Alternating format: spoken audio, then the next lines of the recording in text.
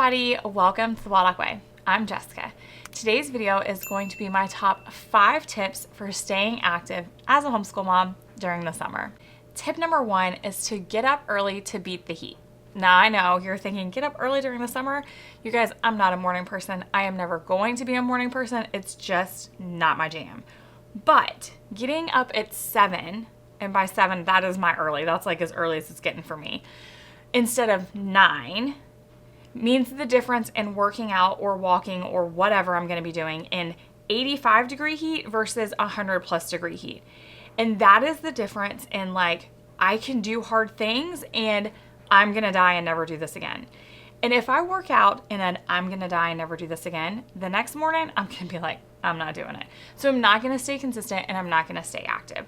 So getting up just a little bit earlier, setting that alarm 1 or 2 hours earlier is me getting up, beating the heat and doing the hard thing and then being willing to do the hard thing again. So it helps me stay active because I'm not like, this is so miserable, I'm never going to do it again. And honestly, getting up an hour or 2 early stunk really, really bad at first, but now it's not so bad because we're like, you know, it's summertime, you're hot, your sun drains you, you're exhausted, and I find myself, it's easier for me to go to bed earlier anyway, or I'm exhausted earlier. So it's kind of worked itself out in the long run. One of the things that I do to help me get up earlier and get like moving and out the door before the heat happens is laying my workout clothes out the night before. So before I go to bed, like I'm putting my night clothes on or my pajamas or whatever. And like as I'm putting my pajamas on, my closet or my dresser is already open. So I'm getting out like whatever I'm going to work out in the next day and laying it out and pulling my shoes. Like everything is in a stack ready to go. So I don't have to think. I can just roll out of bed, still be half asleep, put my clothes on and go. I also make sure I know what I'm going to eat or if I'm going to eat. So for example, if I'm going to do a strength training workout, I know that I need some sort of fuel. So if that's going to be like a rice cake for me, then I set that out on the bar the night before or the counter. If it's going to be applesauce, I set that out. If I'm not going to eat beforehand, then I just make sure that like my water cup is ready to go and full. And so just those little things, like that way I can just roll out of bed, still be basically brain dead, and still get my workout in before the heat hits. Tip number 2 is to make it a family affair. So I've already talked about how we reset and refocus during the summer and really make sure that we're getting in that quality family time. If you missed that video, I will link it here for you. But one of the ways that I stay active is by incorporating 2 of my goals, right? I can easily refocus on my quality family time while also getting in some movement. And so that looks like spending time together in the pool, playing pool games, going for family nature walks.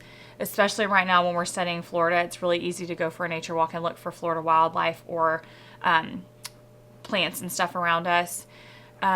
Going on field trips that happen to be, you know, like let's go explore and walk and do, like we recently have done a few of the forts. We did downtown St. Augustine, which was a lot of walking.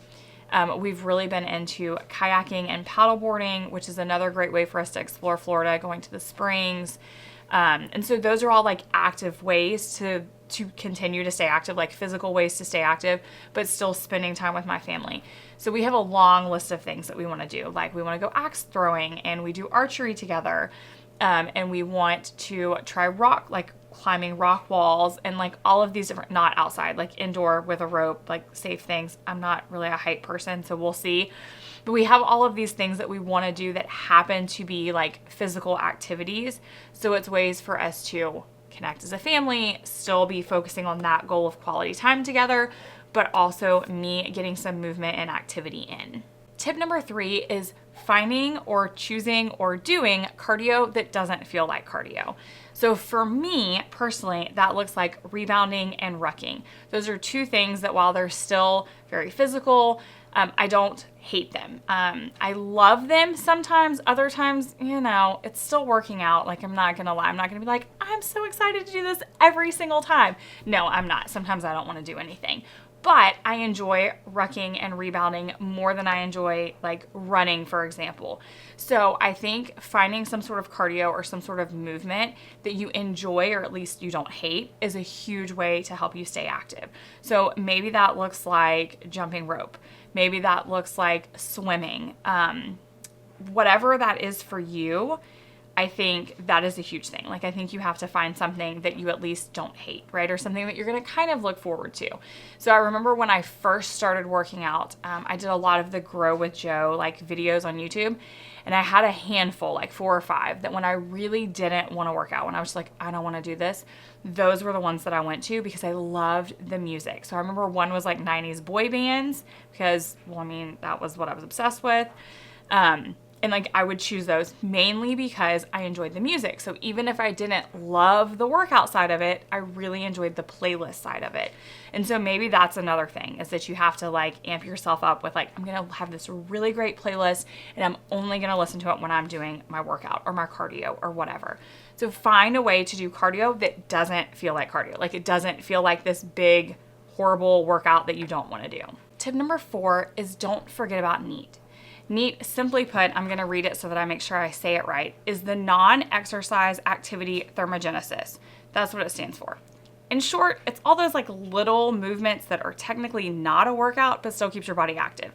So like all those little things, like simple things, just like fidgeting, talking with your hands, getting in extra steps, not necessarily workout steps, like maybe not necessarily, you know, that run that you went for, but those things outside of the workout. Because typically a 1-hour workout accounts for 4% of your entire day, 4%. So this is what you're doing in that other time of the day. For me, that does actually sometimes look like sneaking movement into workout. So I pace back and forth in our gym during my rest time instead of just sitting there. I mean, I'm not doing anything crazy. I'm still resting, but I just do like slow paces to get in extra movement.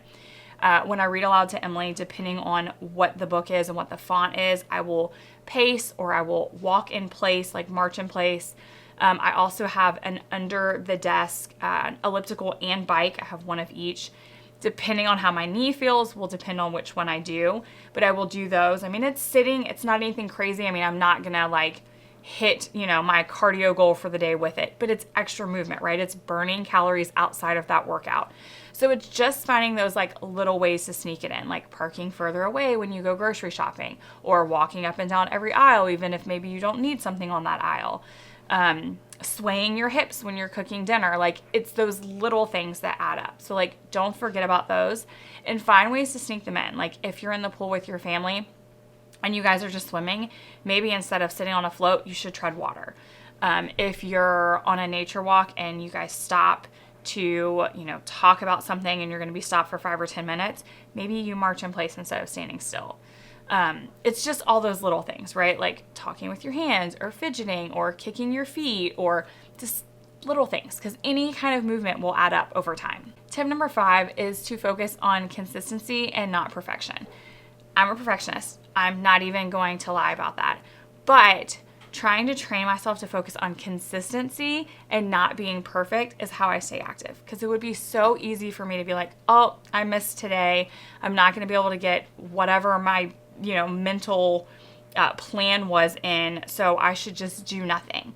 Well, okay, maybe I missed my workout today, but that still doesn't mean that I can't try to get my steps in or get some more NEAT activity in, or, you know, go for a walk or whatever. Like, it's focusing on consistency. And sometimes consistency looks like giving 50% today and 70% tomorrow and 80% the day after that, instead of 0%, 0%, 0%, 100%, 100%, 0%, 0%.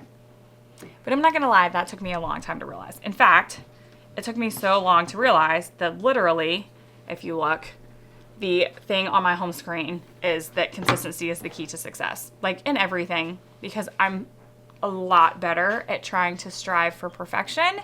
It's just my personality, but I've fought really, really hard against that. And I have learned that being consistent, or at least an effort, like any effort is better than no effort. So if that is something little, then let it be something little. Like, do what you can do today. Let go of the things you can't control. Don't aim for perfection.